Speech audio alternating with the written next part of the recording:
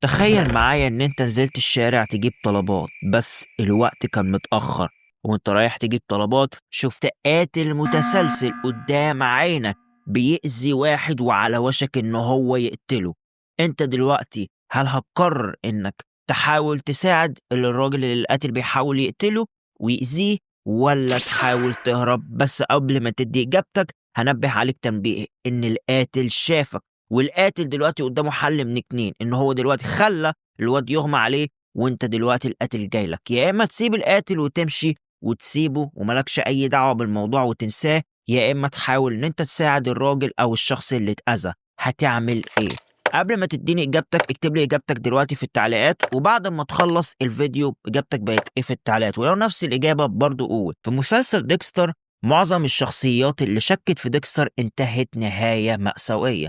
عندك مثلا دوكس وهوسه بانه يكشف حقيقة ديكستر فانتهت بالنهاية بانه اتفجر. عندك لاجويرت اللي بعد ما اخيرا كانت بتدافع عن ديكستر وقدرت ان هي تقرب من ان هي تكشف حقيقته، قررت ان هي تنهوس بالحوار ده زي دوكس بالظبط، انتهت بيها النهاية ان هي تموت. وعندك برضو باتيستا اللي فضل لحد ديكستر القيامة بيدافع عن ديكستر، بس اول ما الشك ابتدى ياخده ويدور ورا الشك ده زيادة عن اللزوم ويوصل لنفس مرحلة الهوس اللي وصلت لها لاجويرتا ووصل لها دوكس، انتهى المطاف بباتيستا انه يموت. مش على ايد ديكستر بس، على ايد شخصية مغفلة حرفيا. اما الشخصية اللي بتكلم عنها وهو كوين بعد ما ريتا ماتت ابتدى يشك في ديكستر، وانت ممكن تكون انت اللي قتلت مراتك وخلصت منها وحاولت ان انت تدبس الجريمة دي لترينيتي كيلر. وفضل حرفيا انه يشك مرة عن التانية وتحصل مواقف تخليه يشك اكتر، لدرجة حرفيا انه ابتدى يحس خلاص كده ان ديكستر هو الباي هاربور بوتشر. وين كان حرفيا وصل بيه نفس درجة الهوس اللي عند دوكس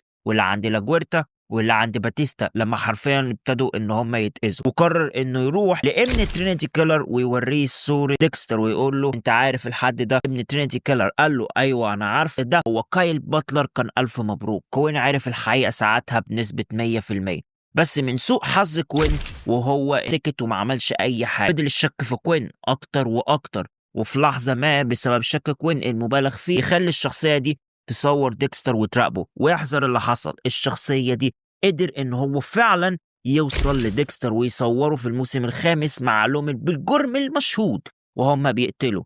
بس حرفيا الصور كانت مع الشخصية دي، بس من سوء حظ كوين او من حسن حظه انه الصور دي كانت في بيته بس كوين ما شافهاش. وطبعا النتيجة الحتمية بسبب شك كوين وان الشخصية لسه قايل لكم عليها خلاص عرفت حقيقة ديكستر، النتيجة انه ديكستر خلص منه.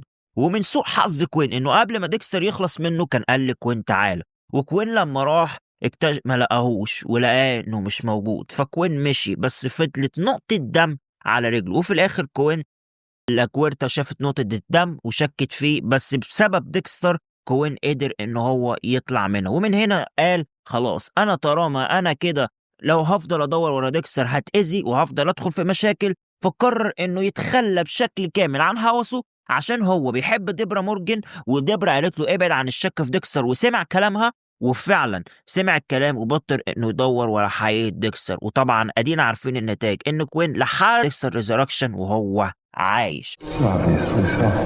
والعبرة من الفيديو دلوقتي: هل انت لو كنت في نفس موقف كوين ونفس الموقف القصة اللي قلتها لك في الأول، هل كنت هتبلغ وتحط نفسك في موضع خطر، ولا تتخلى عن مبدأك وتخلع، أو بالمعنى الأصح تخلع وتختار إن أنت تفضل في السليم منه؟ اشترك في القناة واعمل لايك، وأتمنى الفيديو ده يعجبك، وما تنسوش إن انتوا تكتبوا رأيكم لأن فعلا الموضوع ده مسلي. في بس نقطة مهمة جدا صغيرة، وهو إن الفيديو الجاي تحبوا أعمل فيديو عن لاجويرتا، لان الشخصية دي انا ما بحبهاش ولا بطيقها ومتلاعبة من الدرجة الاولى وعايزة تعمل اي حاجة لمجرد ان هي تطلع لمنصب اعلى.